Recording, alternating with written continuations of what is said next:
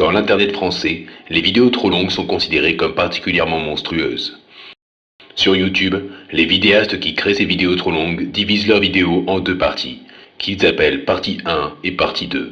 Voici la deuxième partie.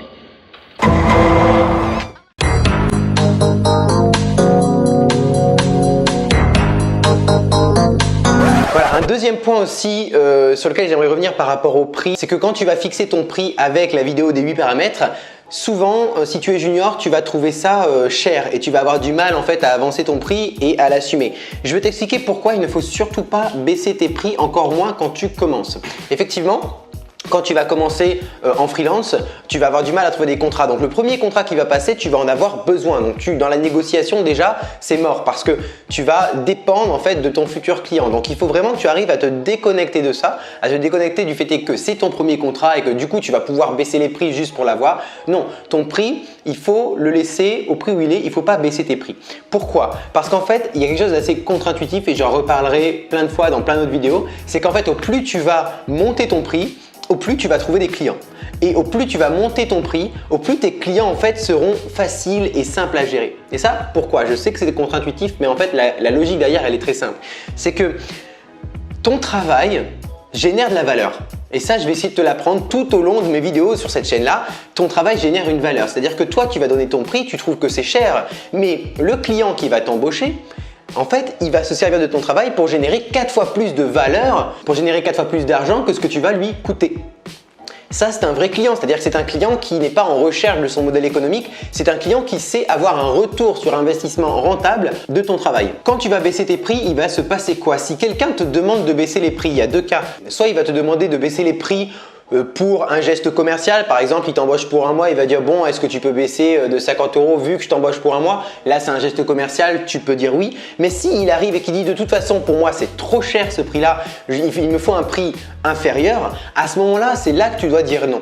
Pourquoi? Parce que si le client a du mal déjà à dépenser un tarif de junior en freelance, c'est qu'il n'est pas certain lui de son côté de faire un retour sur investissement suffisamment rentable et donc il va douter de l'argent qu'il va te donner. Il va avoir un manque de confiance. Il va se dire cet argent-là, je vais quand même pas mettre autant d'argent, je suis pas sûr que ça va me rapporter autant au final.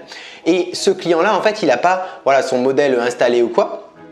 Et il va essayer de te faire baisser tes prix. Et en fait, ce qui va se passer, c'est que si tu acceptes un contrat comme ça avec un client qui va dès le départ négocier sur tes prix, donc qui est à cheval vraiment sur l'argent qu'il va dépenser, le problème c'est qu'en fait, il va être beaucoup plus pointilleux sur chaque point du contrat et surtout, sa façon de voir les choses va être différente parce que comme il y aura une notion de risque pour lui dans le fait d'embaucher un freelance, eh bien, il va avoir une notion de risque dans toutes les étapes de la mission avec toi et à chaque fois que tu vas lui présenter quelque chose, il va voir ça sous le prisme du risque. Et donc, il va pouvoir faire beaucoup plus de retours, il va se poser beaucoup plus de questions que tu ne te poses pas naturellement quand tu es sûr que le travail que te fournit le freelance va te permettre toi derrière de générer du chiffre d'affaires en tant que client. Donc c'est pour ça que au fur et à mesure que tu vas monter tes prix, tu vas tomber sur des clients qui savent de plus en plus pourquoi ils dépensent cet argent et surtout qui vont savoir avec le travail que tu fournis générer beaucoup plus de valeur que l'argent que tu leur coûtes. Voilà pourquoi pour moi, au plus tu augmentes tes prix, au plus tu as une clientèle nombreuse, variée et au plus tu vas avoir des contrats qui vont être sains et faciles à gérer. Bien sûr, au plus tu augmentes tes prix aussi, au plus la difficulté va augmenter, au plus les enjeux et les responsabilités vont être importants. Mais c'est un petit peu ça le challenge aussi, hein, quand on est freelance, c'est un peu une aventure de tous les jours. Hein. Voilà, donc ça c'était pour le dernier point. Et le troisième point que je voulais voir avec toi, c'était aussi une dernière façon de fixer ses prix, une façon qui est à l'inverse total de celle que je t'ai présentée dans la vidéo sur les 8 paramètres.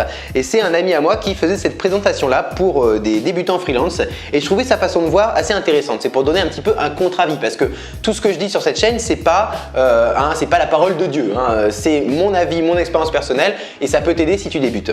Donc, cette autre solution pour calculer son prix, c'est quoi? Alors en gros, l'idée de mon ami, c'était de se dire que plutôt que de calculer ton prix à la journée en fonction de ce que tu vas délivrer, tu vas calculer ce que tu vas délivrer en fonction du prix à la journée que tu te fixes. Et alors, comment fixer le prix à la journée juste par rapport à ce qu'on a besoin? C'est très simple. En fait, tu vas faire la liste de tes dépenses de chaque mois. Combien tu veux gagner chaque mois? Voilà, une question très simple. Donc, tu fais ta liste, hein, ton loyer, ton électricité, ton abonnement Netflix, etc. Télé 7 jours. Alors ça, c'est nul. Et ensuite, tu vas multiplier ce prix-là par 12 pour obtenir une valeur importante. Combien je veux gagner à l'année? Voilà, ça, c'est ton objectif. Et ensuite, tu vas te poser la question, combien de jours je vais travailler dans l'année. Et par exemple, ça peut vachement changer parce qu'il faut que tu te renseignes un petit peu sur le nombre de jours moyens que travaillent les freelances dans ta profession. Mais pour donner un exemple, par exemple, les consultants. Les consultants, ils ne vont pas faire 100 jours de travail dans l'année. Pourquoi? Parce qu'il y a moins de demandes, mais par contre, à chaque fois qu'ils vont intervenir, ils vont apporter énormément de valeur. C'est le principe d'un consultant. Donc, si toi, par exemple, tu es consultant, tu vas prendre ton salaire à l'année et tu vas le diviser par le nombre de jours potentiels moyens que tu peux travailler. Je sais que là, ça devient complexe. On est en train de faire des mathématiques un petit peu complexes. Mais en fait, c'est des additions et des soustractions. Donc, tu devrais t'en sortir. Et ensuite, tu vas obtenir quoi? Tu vas obtenir l'argent que tu dois gagner par jour de travail pour obtenir ton salaire référence. Cette mentalité-là, donc, elle est un petit peu à l'inverse. Elle prend le rebousse-pied et c'est après à toi de venir créer un travail qui vaut suffisamment pour être vendu au prix auquel tu as fixé ta journée de travail. Voilà, c'est une autre façon de voir les prix, mais je pense qu'au moins avec ce petit point-là qui a duré un petit peu longtemps, parce que ça fait 10 minutes que je parle, au moins là, tu as toutes les infos que je voulais te passer sur les prix et si j'en ai d'autres que j'ai oublié, je te referai d'autres vlogs là-dessus, bien évidemment. Voilà, pour conclure ce petit vlog de cette semaine, j'ai eu beaucoup de réactions positives sur mes derniers vlogs et ça me fait super plaisir. On est maintenant bientôt 150 dans l'équipage du Capitaine Freelance. Alors, j'espère que tu aimes ce format-là. Je suis d'accord qu'il est un petit peu plus chiant que le format d'origine. Le format principal va rester les formats que tu as vus ces 2 dernières semaines avec du montage, du travail. Mais le problème, tu vois, c'est que comme je passe du temps à créer ces formats-là, parce que moi, je m'éclate aussi à les créer, tu vois, à faire des blagues, des mises en scène, en fait, j'ai pas envie non plus de passer un mois pour faire une vidéo dont tu aurais peut-être besoin tout de suite, demain ou après-demain. Donc le but en fait c'est de mixer un peu ça, de travailler la forme et de me faire plaisir dessus, mais dès que je peux passer des informations un peu plus rapidement via ce genre de format qui sont plus simples à faire, je vais le faire. Comme ça moi tu vas pouvoir apprendre plus vite et tu vas pas être obligé d'attendre que moi je passe un an à peaufiner mes petits vlogs et à faire des petites mises en scène sympas parce qu'au final tu en as besoin maintenant pour te lancer en freelance. Voilà, donc si cette vidéo te plaît ou si le concept de la chaîne te plaît, n'hésite pas à la partager. Comme tu peux le voir, c'est une chaîne qui est en évolution. Moi, je suis à l'écoute de tes commentaires sur YouTube, sur Facebook également. J'ai ma page, tu peux la rejoindre et t'abonner à ma page sur Facebook également. Je vais essayer vraiment d'écouter ce que vous avez à me dire et j'ai pas mal de petites surprises à venir prochainement avec des nouveaux formats. En fait, si tu veux, comme c'est évolutif, à chaque fois, je pense à des nouveaux formats qui vont pouvoir répondre à tel ou tel besoin quand on se lance en freelance. Et chaque format va avoir en fait sa spécificité, répondre à un problème différent. Mais bien sûr, le format principal restera le format où on s'éclate, où on se détend un petit peu parce que y en a marre en fait de regarder des vidéos sur YouTube pour devenir freelance et qu'à chaque fois, c'est des gars de la CCI en costard cravate et tu te fais chier, tu t'endors au bout de 2 minutes quoi. Moi, le but, c'est un petit peu de casser tout ça. Donc voilà, j'arrête ce vlog qui a déjà duré beaucoup trop longtemps. Je vais finir ce magnifique petit café et je vais retourner à mon identité secrète parce que ici, personne ne sait que je suis le Capitaine Freelance. Il n'y a que toi qui es au courant. Alors à très vite pour un prochain vlog du Capitaine Freelance.